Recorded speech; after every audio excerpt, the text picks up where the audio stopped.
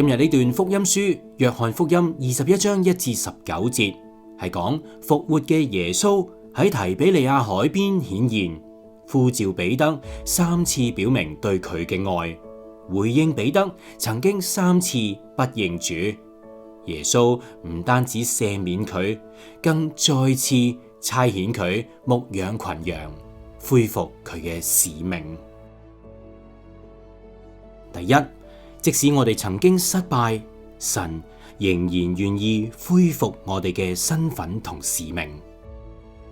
我再講多次，即使我哋曾經失敗，神仍然願意恢復我哋嘅身份同使命。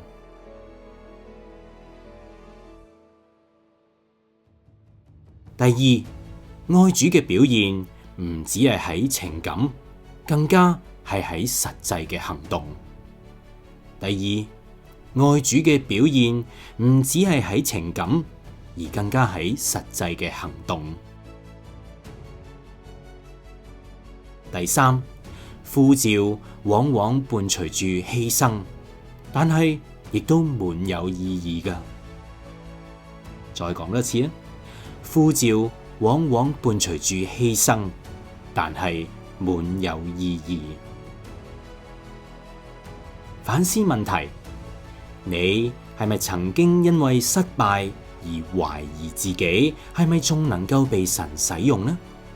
你願唔願意再次回應佢嘅呼召啊？我再問多你一次，你係咪曾經因為失敗而懷疑自己係咪仲能夠被神使用呢？你願唔願意再次回應佢嘅呼召啊？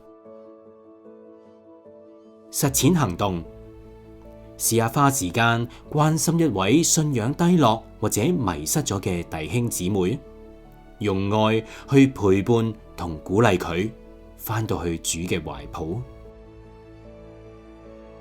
我重複，花時間關心一位信仰低落或者迷失嘅弟兄姊妹，用愛去陪伴同鼓勵佢返去主嘅懷抱啊！